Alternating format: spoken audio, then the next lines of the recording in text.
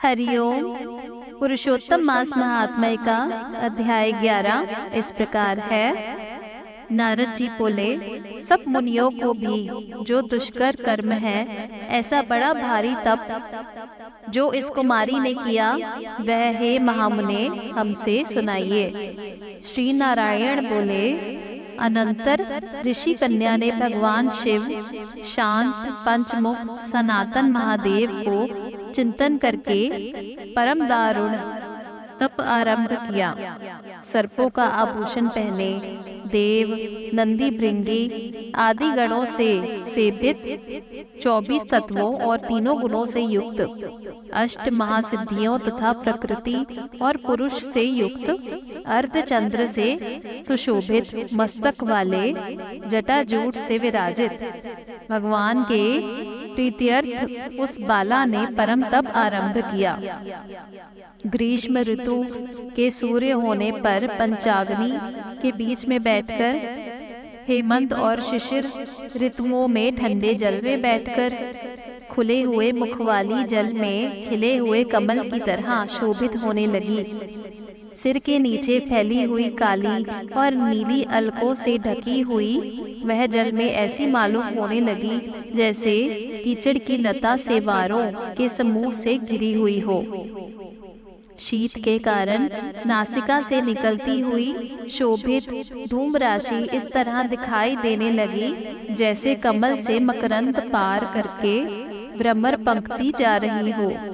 वर्षा काल में आसन से युक्त चौतरे पर बिना छाया के सोती थी और वह सुंदर अंग वाली प्रातः सायं धूमपान करके रहती थी।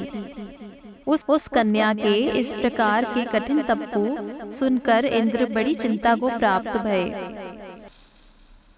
उस ऋषि कन्या के तप में लगे रहने पर, हे नृप नंदन, हे क्षत्रिय भूषण, 9000 वर्ष व्यतीत हो गए। उस बाला के तप से भगवान शंकर ने प्रसन्न होकर उसे अपना इंद्रियातीत निज स्वरूप दिखलाया। भगवान शंकर को देखकर देह में जैसे प्राण आ जाए वैसे सहसा खड़ी हो गई और तप से दुर्बल होने पर भी वह बाला उस समय हृष्ट पुष्ट हो गई। बहुत वायु और घाम से कलेश पाई हुई वह शंकर को बहुत अच्छी लगी और कन्या ने झुककर पार्वती पति शंकर जी को प्रणाम किया।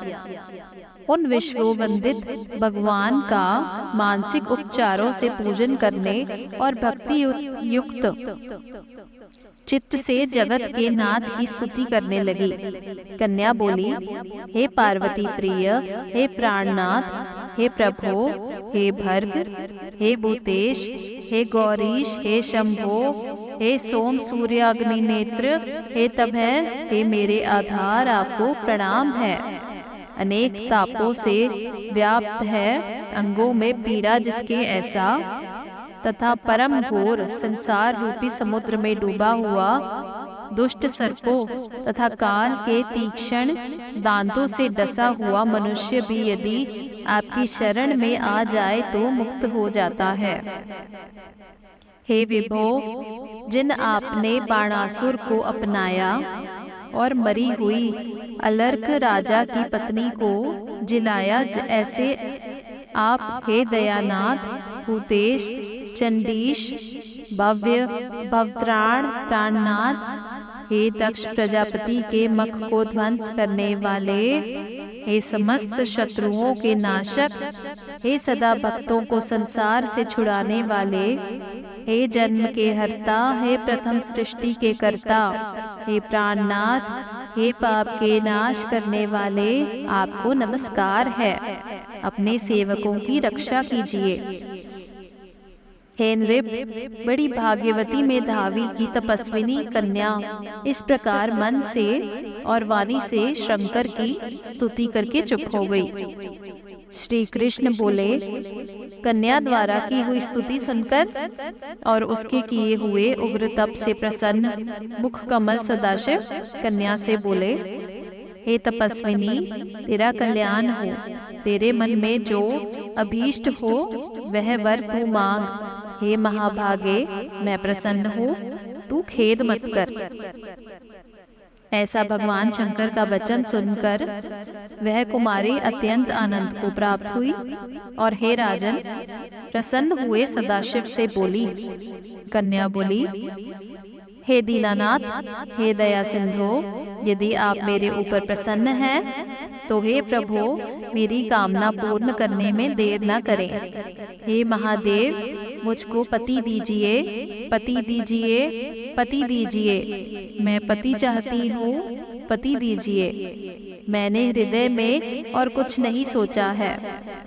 वह ऋषि कन्या इस प्रकार महादेव से कहकर चुप हो गई। तब यह सुनकर महादेव जी उससे बोले। शिव बोले, हे मुनि कन्यके, तूने जैसे अपने मुख से कहा है वैसा ही होगा, क्योंकि तूने 5 बार पति मांगा है। अतः हे सुंदरी, तेरे 5 पति होंगे और वे 5 वीर, सर्वधर्मवेत्ता, सज्जन, सत्य पराक्रमी, यज्ञ करने वाले, अपने दुखों से सत्य प्रसिद्ध, जितेंद्र, तेरा मुख देखने वाले, सभी क्षत्रिय और गुणवान होंगे। श्री कृष्ण बोले, ना तो अधिक प्रिय, ना तो अधिक अप्रिय। ऐसे महादेव के वचन को सुनकर बोलने में चतुरा कन्या झुककर बोली। बाला बोली, हे गिरिजाकांत सदाशिव, संसार में एक स्त्री का एक ही पति होता है। अतः 5 पति का वर देकर लोक में मेरी हंसी न कराइए। एक स्त्री 5 पति वाली न देखी गई है और न सुनी गई है। हाँ, एक पुरुष की 5 स्त्रियां तो हो सकती हैं। हे शंभो, हे कृपानिधे, आपकी सेविका मैं 5 पतियों वाली कैसे हो सकती हूँ? आपको मेरे लिए ऐसा कहना उचित नहीं है।